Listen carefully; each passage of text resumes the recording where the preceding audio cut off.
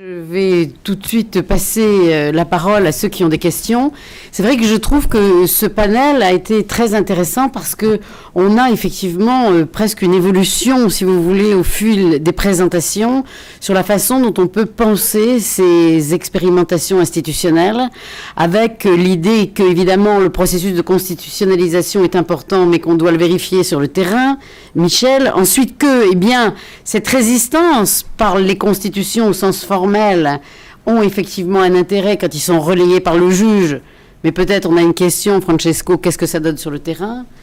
Et puis, nous avons eu évidemment cette idée, est-ce que la solution n'est pas vers des smart regulations? Comment repenser ces processus de dérégulation? C'est vrai qu'on y a beaucoup pensé ces dernières années. Là, on pourrait donner beaucoup d'exemples d'autres pays sur évidemment les réflexions qu'on peut avoir par rapport aux dérégulations du droit du travail, et puis finalement les analyses sur l'évolution du droit fédéral au Canada, évidemment extrêmement intéressant sur les différentes forces qui permettent d'expliciter ce qui évolue ou ce qui n'évolue pas, ce qui est stable et ce qui ne l'est pas. Alors, vos questions, s'il vous plaît. On a quand même un bon quart d'heure pour que nos panélistes puissent répondre. Vu que j'ai le micro, oui, vas-y. Juste avant, j'ai absolument. une courte question à Francesco, parce que c'est très intéressant ce qu'il démontre, le rôle du tribunal constitutionnel et son interprétation de la Constitution, qui va ralentir et même, à un certain point, éviter des réformes qui sont jugées contraires à la Constitution. Le tribunal constitutionnel au Pérou est constitué de juges qui sont nommés comment? Et sont-ils, ces juges, à l'abri des vagues néolibérales? Parce qu'on a le phénomène de la constitutionnalisation joue ailleurs, et je pense au Canada et aux États-Unis, où c'est très important. Mais cette constitution est interprétée par des juges qui sont nommés selon des lignes de plus en plus partisanes, particulièrement aux États-Unis. Et ça, 0 minute. Et ça change complètement l'interprétation de la Constitution. Alors, est-ce que tu peux passer à Dominique derrière, qui voudrait rebondir, je crois. Pardon. Pardon, c'était juste pour prolonger cette même question. C'est-à-dire que nous aussi, en France, dans notre Constitution, nous avons le droit à l'emploi, le droit au travail, et pourtant, de plus en plus, notre Conseil constitutionnel fait prévaloir la liberté d'entreprendre. Donc, comment est-ce qu'on peut expliquer cette variabilité? Est-ce qu'en effet, c'est par le mode de désignation des juges, ou est-ce qu'on peut évoquer d'autres explications? There are two questions asked here about judges in the Peruvian case and how they're named and why they seem to be immune from these larger trends, whereas Dominique Meda says that it's not the case in France, and increasingly in the jurisprudence you see a recognition of the freedom to act within the firm, and therefore less of a break on the interpretation of these rights. Okay, my question is to Gregor and Gilles, because perhaps I could understand more of it, but it's because of my language limitations. Two things stood out that I want to share with you. One, that it's excellent analysis, and you've taken those 4 things.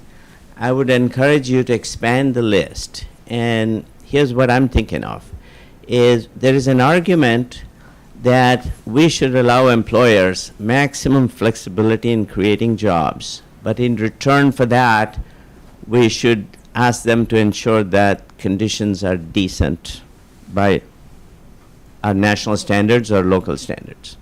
So there are some efficiency issues, for example, equal pay for part-time work, which can be quantified.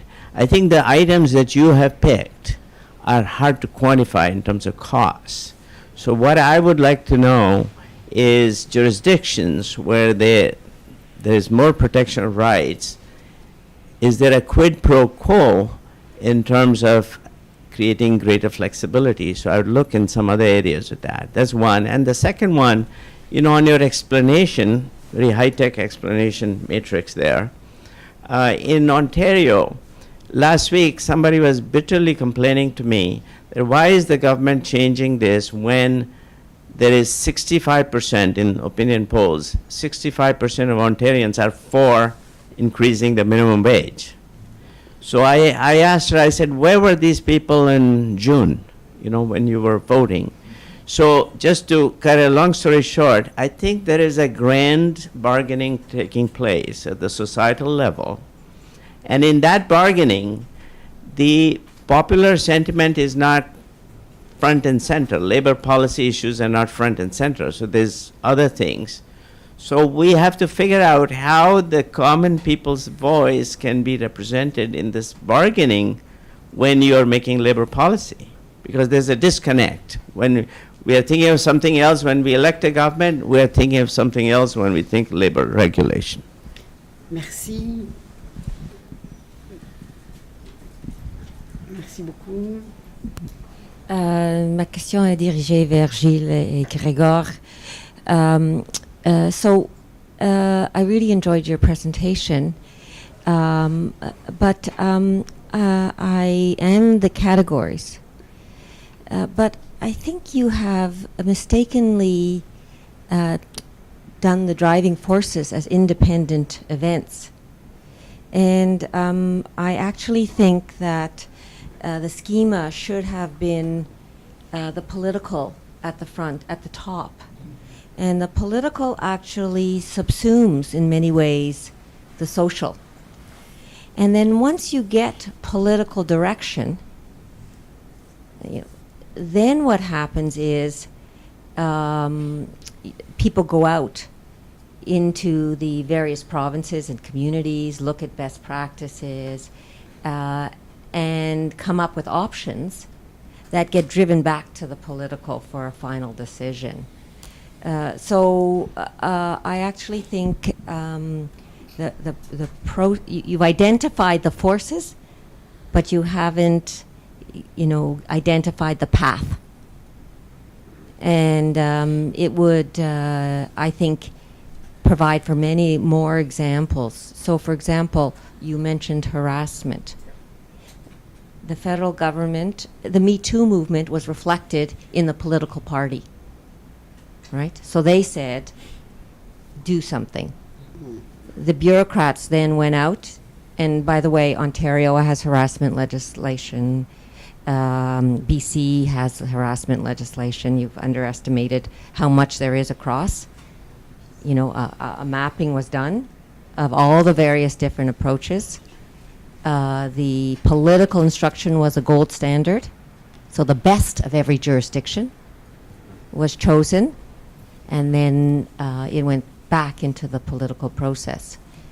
So think about using your variables, but in a more sequential pattern.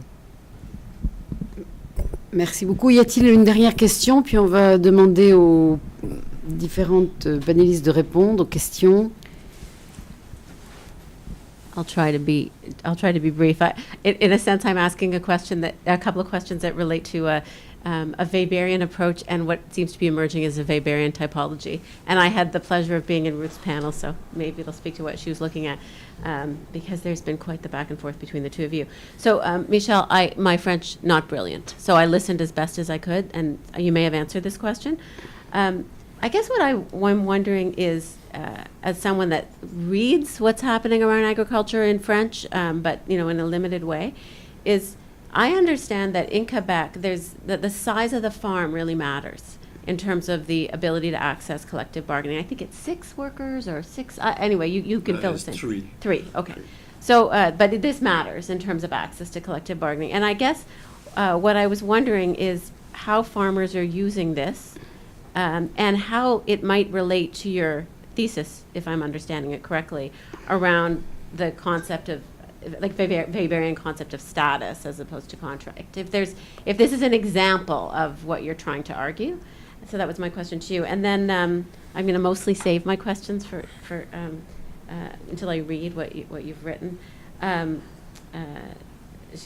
and Gregor. But following what Laurie said, and this is sort of building on an insight that she made in a previous panel too, I think it'd be interesting to think about when these changes happened, whether in relation to this question of the political, whether it was early in the term of a new party in power, or even a party in power that is an incumbent, or a new. This might matter in terms of when certain things were adopted, and but my questions are more about, first, how do you define social forces? Because it seems to me that social forces are everywhere and nowhere in your typology. And then you didn't say anything about majority vote in your final slide, unless I was missing it, because it seemed to me you were separating out in your initial unjust dismissal card check method for obtaining majority vote, but you kind of summarized it differently, and I don't know if that was intentional or not. Those were my questions. Bon, merci beaucoup. On va peut-être passer aux réponses. Donc, peut-être dans l'ordre finalement des présentations. Donc, Michel, il y a une question pour toi. Il y avait encore une. Oui, Michel, si tu veux bien répondre rapidement. Rapidement. alors, Michel, c'est du harcèlement. Je suis d'accord. J'assume. Je vais commencer par des prolégomènes. The size of the farm, that's a very interesting question. There is a difference between Ontario and Quebec. In Ontario, I think all the agriculture, tout le réseau agricole est excluded. In Quebec, year-round exploitations are included, but seasonal exploitation, and that's the majority, are excluded from unionization. Status and contract, that's very interesting, but I think we could use the Weberian notion of a Zweckkontrakt. That's well, I don't want to go in that, but there is subcategories in Weberian sociology distinguishing between contract and status, and some contract are of akin to status, and some other are purely transactional contracts. That's it's hard to answer rapidly. Merci beaucoup, Michel. Francesco, est-ce que tu veux bien Oui, ce qui est intéressant du système péruvien, c'est que les juges du tribunal constitutionnel sont nommés par le Parlement, et on a besoin d'une majorité qualifiée. Donc il faut avoir un consensus important au sein des différentes forces politiques. Donc cela conduit à avoir des juges plus ou moins indépendants. C'est sûr que chaque juge possède une idéologie, mais quand même, disons, ils sont très représentatifs des diverses tendances au sein du Parlement. Et un élément très important pour mieux comprendre le caractère progressiste et protecteur de cette jurisprudence, c'est une jurisprudence qui est produite tout de suite après le départ de Fujimori. Donc la démocratie revient avec des partis progressistes. Donc on se retrouve avec des juges progressistes. En même temps, il y a des demandes de la part du mouvement syndical qui avait participé à la récupération démocratique. Donc là, pour la première fois, depuis une dizaine d'années, on prend en considération l'avis des travailleurs, et en même temps, on est en train de négocier un traité de libre-échange avec les États-Unis. Donc de ces côtés, on sentait la pression pour revenir un peu en arrière par rapport à ce que Fujimori avait fait dans ce processus de flexibilisation. Si je peux me permettre juste sur cette question, et les constitutionnalistes travaillent beaucoup et c'est vrai que les études de droit comparé montrent qu'il y a des liens évidents entre le processus de nomination des juges constitutionnels et évidemment les tendances qui s'expriment dans la jurisprudence. La seule chose, c'est que nous, les juristes, on a du mal à analyser exactement ce qui se passe puisque dans un certain nombre de juridictions, comme en France, on n'a pas l'opinion des juges. Alors que dans d'autres pays, on peut analyser les opinions des juges et donc faire des liens extrêmement fins et étroits entre le juge, le mode de nomination, ses orientations et les changements de jurisprudence. Donc on n'a pas, nous, ces outils comme on peut avoir aux États-Unis, au Canada, en Australie. Just for a quick translation, there's a general question about how judges are named and whether or not they pick up or are immune to some of the pressures for neoliberalization, whether they reflect tendency towards greater democratization, and variations in the reading of different constitutionalists on these systems, the U.S. being the most flagrant one, and there are many other systems which seem less permeable in this sense to direct political influence. Est-ce que vous voulez... Sorry, what was the question? There was no question. No, because you have no question, I think, on the smart regulation, but Grégoire et Gilles, peut-être, vous avez des réponses? You have something to say? If I have the mic, I would just like to add that, you know, in terms of, in the minds of the public, the voters, which is where some of the labor policy is now being made, is we don't have a good process in Canada to connect the public with debates in labor policy. So often there is a huge disconnect. If you poll people on minimum wage, you get a straight answer.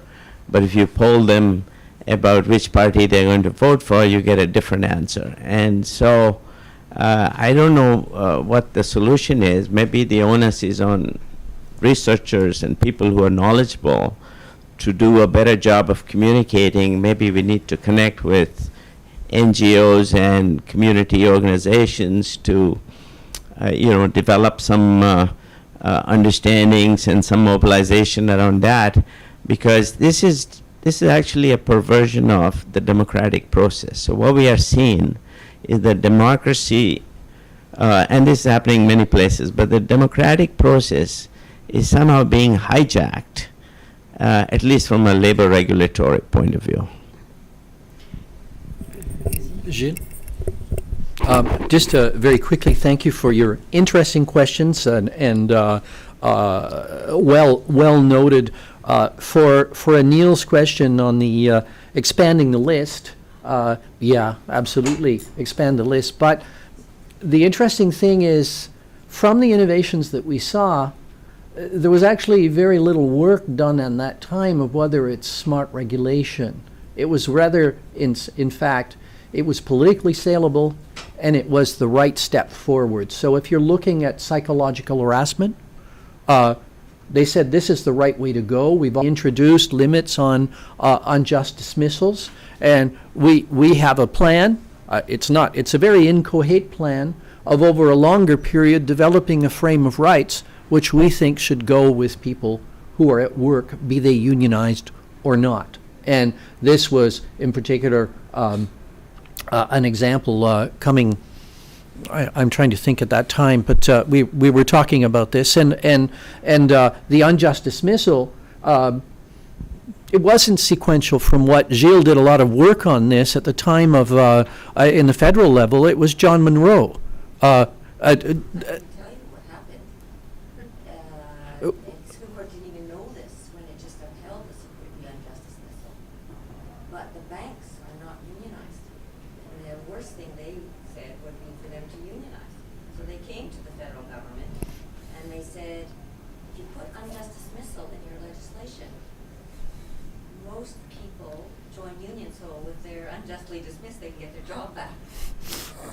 This was in 79, 78. Okay, so that's what I'm told by yeah.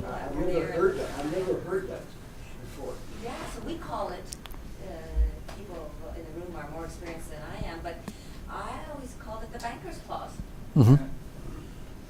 Now, I mean, I think this gives weight because we've been trying to talk to people about these different incidents, and this also speaks to Anil's point about you can assess what's happening in labor regulation and miss the grand bargain. So we have people from Unifor at the conference, and they're saying, yeah, well, we've been arguing for all of these things, and 40% of our members voted for Doug Ford. So there's the disconnect as well, and this is a group which mobilizes heavily for non-Fordist type approaches to labor regulation. On Laurie, I think, you've answered a question that we had, which is, because since it was just adopted yesterday, and we wanted to talk with you about that sequence of, is it a case of a Me Too party saying, Deputy Minister, do something, because we want to do something on this, or is it a question of public servants? And there was a time when public servants did do this, saying, we have a vision of where we think this needs to go, and in the mix, as we're talking to people and consulting and using stakeholders, we can push it in this direction. And this is exactly what happened around unjust dismissal in Quebec, as our understanding went. Now, on Leia's questions, and I think you're absolutely right, define social forces in the presentation. There's more nuanced, hopefully, explanations. But I use this example of social forces, and you can say, well, it's unionization, but it's more than that. The social force in Quebec, which has been dominant in sustaining legislation, is nationalism, and basically. There's a delicate coalition around Quebec Inc., of which the unions are part, and on which there's a degree of employer unsidedness. And how otherwise do you explain that when Quebec employers had the opportunity to appeal to the Supreme Court the anti-strike breaking legislation, they did not do so? And they did not do so because of a Jessepian, i.e. Bob Jessup's understanding of the state, that there are social forces in play and that they would break the compromise that was there. I honestly always have a hard time. For me, Ontario is more inchoate in that sense, and it's hard to see how the social compromises cohere in the same way. They're more fractured, and you have to override them. It was kind of like Charlotte Yates' explanation yesterday of fractions of capital, if you like, and trying to read some of the variations. In Quebec, sometimes the lines are much clearer. The employers had an interest in not pushing this and living with this. And just a few years ago, there was a parliamentary commission on the anti-strike breaking law. I spoke to it, Gilles spoke to it. There was all-party agreement that it should be maintained and reinforced. So that's part of the variation argument, which is it collective values? Someone might say, who looks for collective values, it's that. I think, no, there's an element of collectivity and values, but it's much more the compromise which has been forged over a period of time about where you can go, which doesn't mean it's permanent. That can shift. It seems that in BC, that's what happened too.